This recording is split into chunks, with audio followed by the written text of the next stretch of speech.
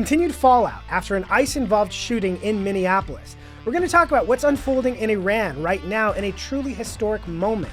Lastly, President Trump's proposal to limit credit card debt and what it might mean for people. All of that and so much more today on 10 Minute Drill.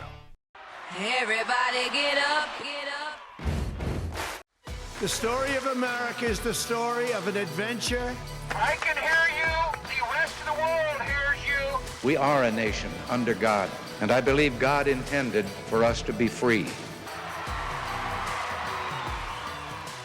Last week, we talked a lot about the tragedy of Renee Good, an activist in Minneapolis who got into an altercation with ICE agents and ended up being shot as she attempted to drive through an ICE agent to escape a scene. New videos that came out last week show two things that I wanted to highlight first.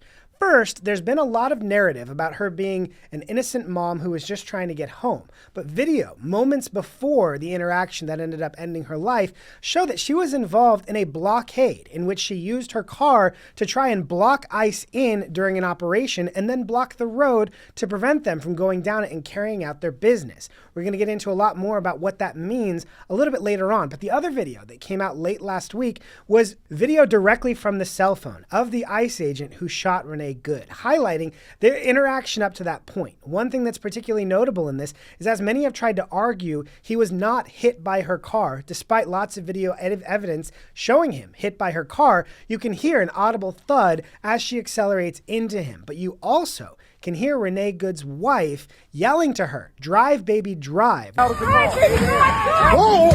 which ended up leading to her driving into the officer and being shot.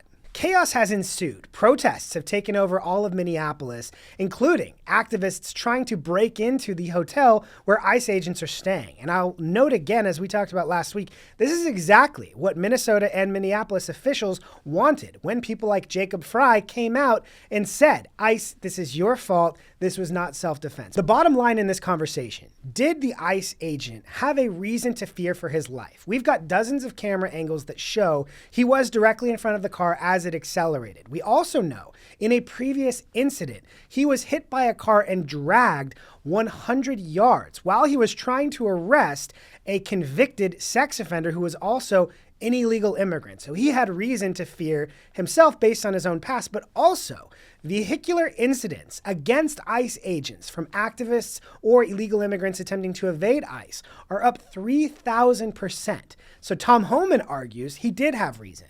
You have a vehicle that is pointed toward him and accelerates toward him. He has a second to make that decision. Did this agent have a reason to fear for his life? We've got plenty of context to suggest that he did. But what the left is arguing, even with actors at the Golden Globes wearing pins attacking ICE, Democrats in the media would like you to believe this person is just a heartless murderer who hates immigrants, when in reality, this person is an Iraq war vet. He has served our country for decades. He has his own family. He's only 43 years old, and he's got children at home. He might be a good guy who just feared for his life when an activist who had previously used her car to hinder law enforcement operations tried to drive over him as her wife was yelling into her ear, "Drive, baby, drive." The circumstances of this are so much more complex than you are learning from Democrats in the media, and I think it is abhorrent that the media has tried so hard to create this dynamic where ICE is simply a villainous group. We talked about the narrative from Democrats that they've continued to push even days later. This was an innocent woman who had no political agenda. We know much better now that she did. She was a part of a group called MN Minnesota ICE Watch. Renee Good belonged to ICE Watch, a group that trained activists to interfere with agents and block vehicles. Huge credit to Haley Strack and the team at National Review for getting into this. We went into the Instagram account for Minnesota ICE Watch to see just how they were training their activists to try and hinder and engage ICE as they carry out legal law enforcement operations in their cities. Tactic 1, using a secure grip like the Gable grip. Hug the arrestee and pull them out of danger. Tactic 2, pulling and pushing an officer off an arrestee and breaking their grip. That is assault. If you look at that image, look really closely at that image, you'll see there's a person who's about to hit the ICE agent. That is what Minnesota ICE Watch, which Renee Good was a part of, trained their activists to do. Tactic 3, opening a car door to let the arrestee go free, trying to grab arrestees to get into an escaping car. Each arrest is a shaking off, which is to say, each one is a micro-intifada, which can spread and inspire others. The use of the word intifada there is really, really important. There are a lot of uses of the pro-Palestine playbook, or the anti-Semitic playbook that we've seen from pro-Hamas groups. So, Renee Good wasn't just an innocent woman driving home from work. She was a part of a group tied to violent uprising and education materials that called on activists like Renee to get violent with ICE. Now, I have so many questions about how activists are allowed to do this. The problem is there is no fear. Even it's gone from no fear of being arrested for protesting to no fear for being arrested, actually getting into physical altercations with law enforcement. That is a huge problem, and it's an even bigger problem that it's being encouraged by elected Democrats who should know better. But to sew this all together, here's who Minnesota ICE Watch is actually protesting to keep in their communities. This from Bill Malugin. ICE has provided Fox News a list of the most egregious criminal aliens they've arrested during their surge in the sanctuary state of Minnesota. And it's the most disturbing list I've ever seen, including numerous convicted child rapists, sodomizers, and even 10 convicted killers, most with deportation orders going back many years, several from Laos, Somalia, and Sudan.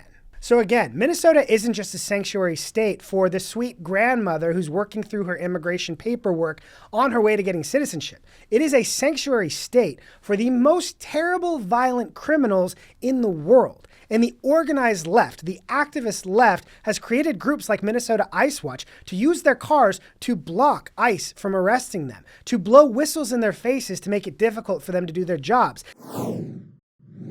Checking back in on Minnesota, we have talked extensively here about the $9 billion fraud scandal and everyone who's involved in it. We do hear reports that the FBI, the Treasury Department, and Congress are closing in as they try and get more information about how this was allowed to happen, what role people like Attorney General Keith Ellison played in letting this fraud spread as wide as it did. But one player who has also been heavily involved is Ilhan Omar.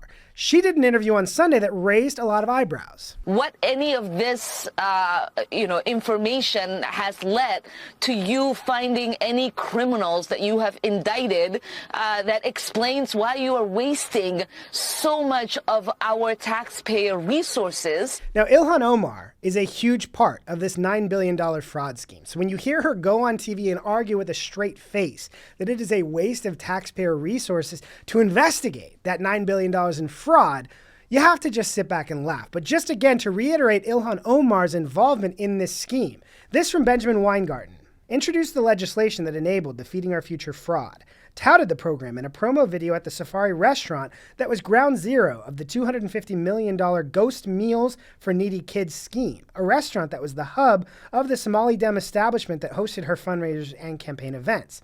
She received over $10,000 in campaign contributions from nearly a dozen fraudsters or those implicated in the fraud, including one of her alleged henchmen who was convicted. So Ilhan is very closely tied into every part of this problem, but you can understand why she'd want to go on TV and say, hey, stop investigating this. We don't need to find out any more facts. But she also has been a staple in the protest circuit after the Minneapolis shooting.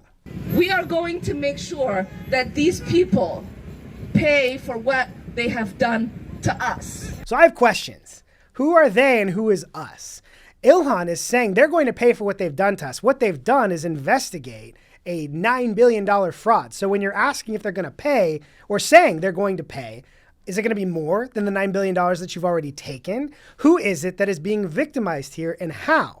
I have so many more questions for Ilhan, in addition to Keith Ellison, who's gotten far more attention for the secret recordings of his quid pro quo arrangement with these Somali fraudsters.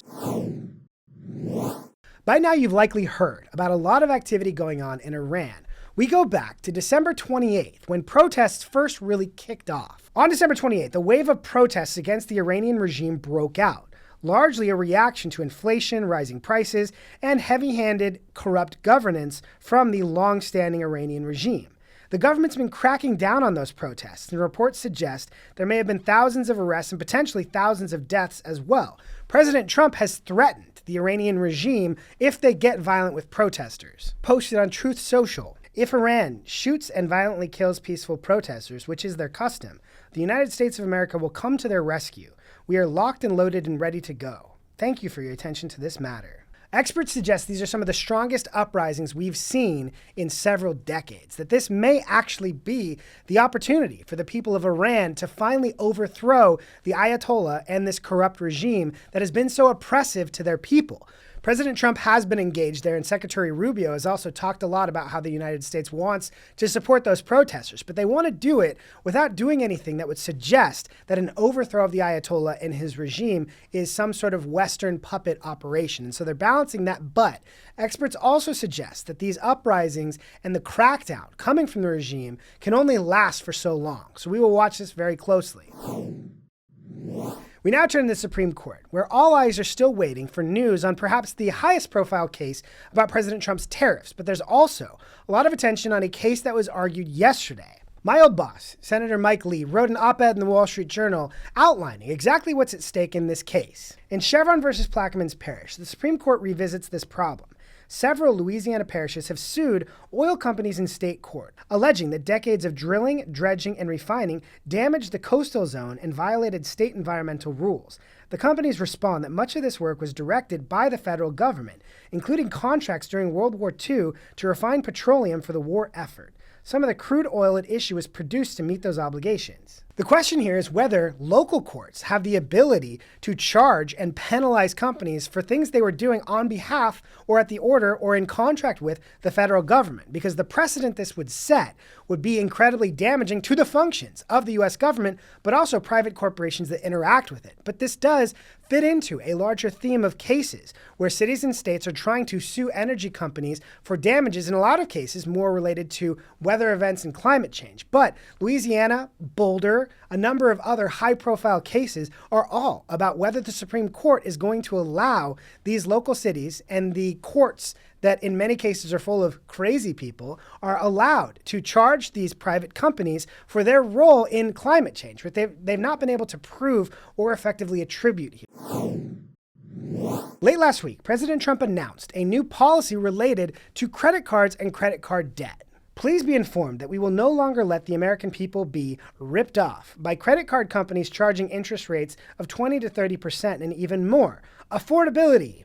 Effective January 20th, 2025, I, as President of the United States, am calling for a one-year cap on credit card interest rates of 10%. It's easy to see where President Trump is coming from. He is now leading the charge in this affordability fight to find ways to lower costs for people. We've talked about housing. We've talked a lot about lowering the cost of healthcare. But one area that people are feeling costs and cost pressure in their lives is debt. And in a lot of cases, credit card debt, as credit card debt right now in the current economic conditions is much higher than usual. But this comes with a lot more risks than rewards, according to many conservatives. Steve Moore, price controls on credit cards never work. Nixon and Carter tried. It was a disaster. Capping rates at 10% may sound popular, but it risks cutting access to credit for millions of Americans who rely on it for emergencies. Bill Ackman also tweeted, I think President Trump's goal of reducing credit card interest rates is a worthy and important one. My concern about capping rates at 10% is that doing so will inevitably cause millions of Americans to have their cards canceled. Consumers denied credit cards will be forced to turn to loan sharks, whose rates and terms will be vastly worse for borrowers. Carol Roth, a Fox contributor and someone who's very smart to follow on social media, wrote this in Fox News back in February when a similar policy was proposed by Bernie Sanders and Alexandria Ocasio-Cortez. Capping credit card interest at 10% will ensure that fewer people have legal access to credit, as is the very predictable consequence of capping credit card interest. If credit card interest is capped, particularly in a high interest rate environment, expect many middle and lower income people to not be able to get credit at all. Now, one theme there across a lot of that commentary is by putting this 10% cap, creditors, credit card companies, people who have the ability to give out credit will simply give it to fewer people. And people need credit to be able to build a credit history, to be able to buy a house, a car, things like that. People also need credit for emergencies, to get through things that they need a little bit of more time to pay for. Now, that can be done responsibly or irresponsibly. As others pointed out here, financial literacy is a very, very important part of this. But if you limit it, you will also limit consumer spending. you will limit the economy, and eventually that could have major negative political implications for Republicans. I don't believe President Trump will eventually carry this out. I think it's a part of a negotiating tactic, whether it's with banks or credit card companies, but I do believe that people will make the case to President Trump this will do more harm than good. That is all the time we have for today. Thank you so much for joining us here on 10 Minute Drill. That was a meaty, heavy substance episode. Please leave us a review, like, subscribe, tell your friends. Have a great day.